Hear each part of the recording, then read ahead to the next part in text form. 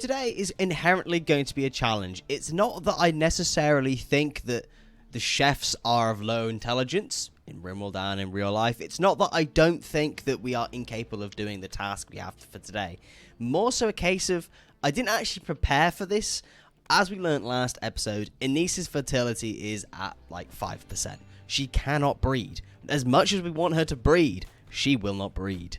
So what we need to do this episode, not only do we need to deal with this ogre and unfortunately let everybody just watch Branston go down here, we also need to work on research. Now, what I completely forgot, and it was highlighted last episode, which I'm very appreciative of, is that within the Biotech DLC, we have the ability to use IVF and other various solutions in order to create children, which is perfect for Anice, who just cannot breed at 5% fertility. Very strange. I still have no idea why the fertility is so low. So the plan for today is we're going to, ideally, spend a lot of time researching, get back into things, and hopefully pick up some of the Biotech IVF things and things to help with fertility and breeding.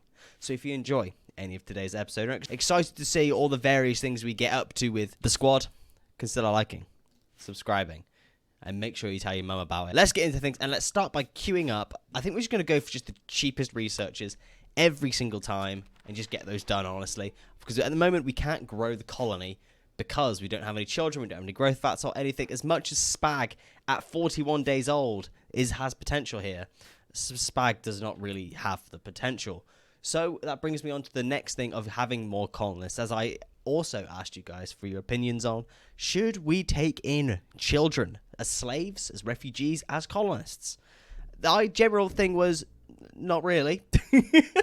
Probably not. It's not really the whole point of the series. But what was suggested is, what if we capture lesser demons, lesser xenotypes that are comparable to demons, and treat them as slaves? Now, there's nothing more I like than a bit of xenophobia against lesser demons, but on this occasion, I kind of agree with it. I think we allow the caveat that we can have outsider slaves if they are look like demons and we determine them to be demons and they're children. Just so I can still try play into the fact that we only have slaves of our similar xenotype. John has decided to go on an insulting spree. John, this is brutal. Every single one of our colonists is down and incapable of walking apart from John. You are meant to not take it all out on them. It's not that bad. You know, Pete will get up at some point. He'll do things slowly, but he'll get up at least. So Pete has now finally fully healed. And when I say fully healed, he's kind of struggling along. I don't know what Pete's going to do now in the colony. It's going to be really difficult to actually enjoy using him. I'm going to put him on a just purely anything schedule. Whatever he can do, he can do. If he wants to just sit around all day and enjoy himself, he can do it. I don't think he deserves to be forced to work, and I don't think he can do any work anyway. So yeah, good. Congratulations, Pete, I guess. You just do your own thing now. And bless Pete, regardless of all of his issues in life, he still has found the time to learn a lesson in the school that we have freshly built. And hopefully the flash storm isn't as a result of the shock from God of Pete still being able to learn a lesson. John calmly talks building materials about Pete. Pete will never be able to use building materials because Pete, hold on a second.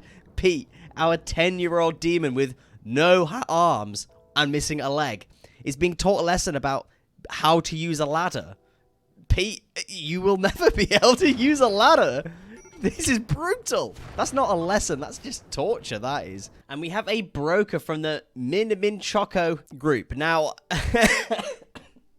now, it was potentially recommended in the Discord, join the Discord, link is in the description, that maybe I don't include this faction. You know, there are various reasons why I shouldn't, but I couldn't help it. You know, when people tell me about the sexy ice cream ladies, I just do it, you know? Hopefully they all have clothes on. Otherwise, sorry. But hey, they've turned up. I think they're traders. I guess we see what they've got. Okay, so they don't really have much. They have some medicine for us, and that's about it. I've got no idea what kind of trader this is, but they're pretty bad. So, I mean, I guess, you know, in the future, we could potentially have these. Do these count as demons, guys? You know, can we have these as slaves? Can we accept these as slaves, maybe?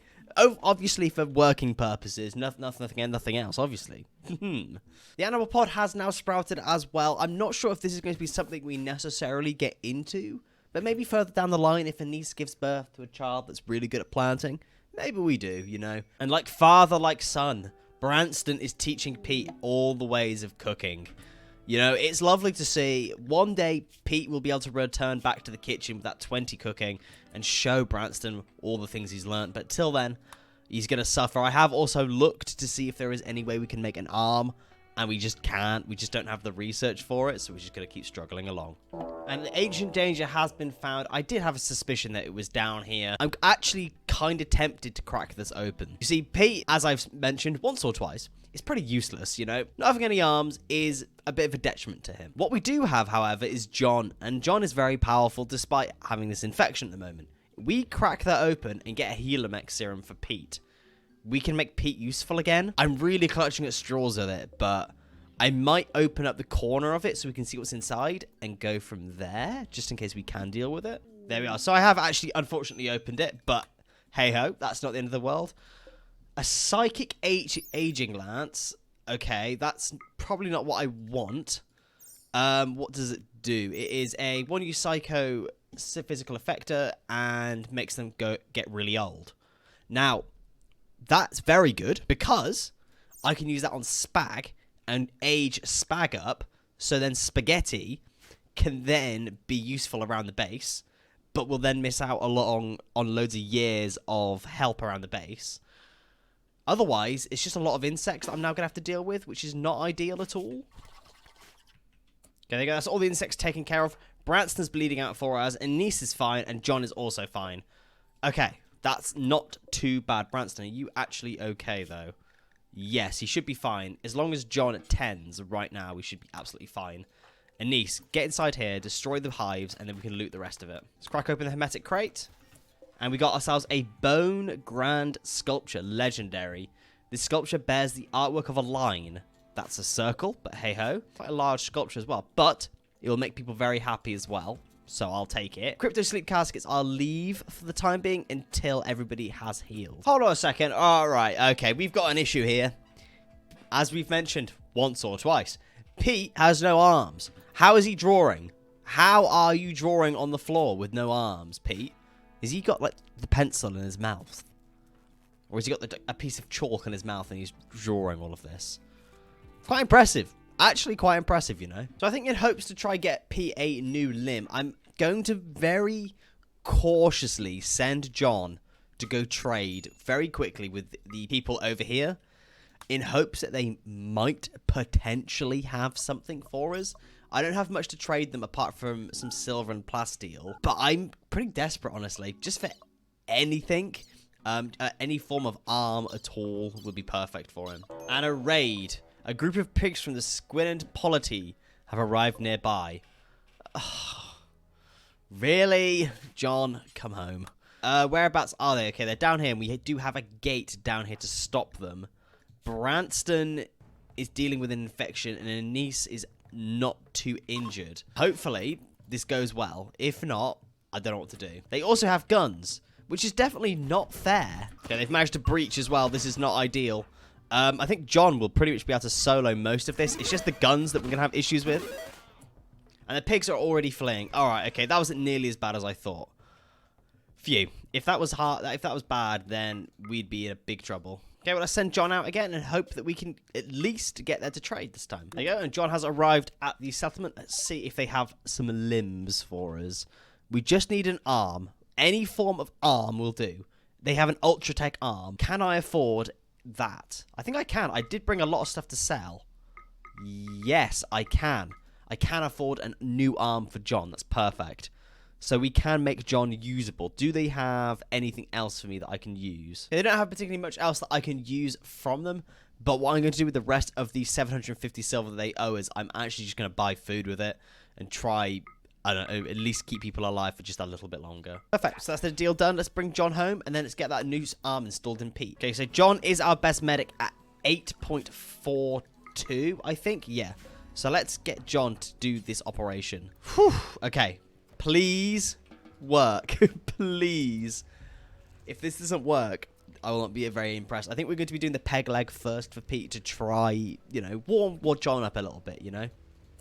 Perfect. I think that's succeeded. Yep. So we now have fixed one of the peg legs as well and installed peg leg. RBRT has gained a Lego wood I has. From Bayshore Bridges to Top Browiarty. Oh god, I can't even do that. Now next, the arm, the most important one. Will Pete be useful or not? He's done it. He's done it. Ultra Tech arm. Perfect. As I said at the beginning of the series, I didn't want to go into Bionics. It will not be the big thing of this series, alright? This is only a means to an end. That is all. And an ice cream peddler from the Mim Choco. They're peddling ice cream. Oh, wow. Oh, wow. Okay. I'm not going to ask how they created the ice cream, but I'll buy some. That's for sure. I'm going to buy 100 ice creams off these cream girls. You know, like I said, I don't want to know where the ice cream came from, but I can make my guesses, you know? And Pete is no longer incapable of walking, able to do things now as well, and a party is being held. Pete himself, so excited and elated now that he can use his hands again, is throwing a party. In the baby room as well. Don't question why there's blood all over the floor. It's a long, long thing, alright? And for the first time this episode, every single one of our colonists is now fully healed, apart from the missing limbs and appendages. We're looking good. Pete, unfortunately, is suffering with a bout of hypothermia, and I can't really do much about it. I've put some more torches in his bedroom in hopes that that warms him up, but when we have a naked 11-year-old demon that likes the heat, makes things a bit difficult to make them warm again. So with everyone back up and healed, I think it's now time that we can crack open these ancient crypto sleep caskets. Are we not going to be able to recruit particularly anybody from these? But equipment would be nice. Okay, so both the people that have popped out are hostile. Shouldn't be a problem for John, honestly, with how powerful he is anyway. Yeah. Just absolute decimation. Perfect. So John has killed both of these people. But it has meant that we have managed to pick up some more things, which I guess is nice. Otherwise, this Ancient Danger wasn't actually very good. Kind of a shame. And a raid from the Sawn gene line. Insects from a insect colony have arrived nearby. Is this another one that John can solo? Because I don't really want to have to risk Anise and Branston. I reckon John can solo that, honestly. You know what? John, show us what you're made of. Perfect. So John managed to solo that very easily. Ignore all the blood splatters everywhere. You know, it's only a little bit of damage, you know. Only a small amount. Death in 17 hours. John, you should be okay. And the previous research has now been finished. No idea why I'm not getting notifications for it, but I honestly don't mind. Next, though, we're going to pick up vegetable milk, which is actually probably quite a good one. I'm also going to start working on the expansion down to the south of the base in terms of the farm and everything. All this fertile land down here is going to be perfect for growing various things and everything. Just got to get everything built and hopefully pick up a few more colonists. When I say pick up, I mean breed. Anise, please? Vegetable milk has been complete. Next, we've got genetic duplication, plant props, or industrial generators. Why? Let's go for a reroll. Garden baking, casual wear, or crude torture methods. You know, crude torture methods, nice. Casual wear, I'm going to go for the torture. You know how it is. And unfortunately, we are in the middle of a cold snap as well, and all of our plants are dying. Just, this is really annoying. It's not like we were already struggling for having any food anyway, and now it's just dying. And the time that John has spent fighting her deadly illness of an infection has allowed her to gain some new traits. Psychically deaf, brave, creepy breathing, or chemical interest. So, we have two not very good ones and one very good one. Brave reduces the mental break threshold, pain threshold goes up, and yeah, that's just a really good one. John has become brave. That's just so good, isn't it, really? So we've now built a few more of these garden areas, and what I'm going to do is just plant some random things in it so we can just see what they do. I have a lot of different foods to grow, a lot of different things to see. I'm not really fussed on how long it takes to grow a lot of these things. It's more so just an experiment to see what things do and what they do. And there we are. Drought number 2 of the series has set in. Cold snap and a drought. All we need now is just a nice little bit of blight, and we'll be having the time of our lives with Empress Evil. And torture methods are complete. Next, nope, none of those. Reroll. Hydroponics. massive. Absolutely massive. You know what? I'm happy with that. And I think with the idea of next episode we can start working on hydroponics, we're going to call things here. Unfortunately, this episode we have been blighted.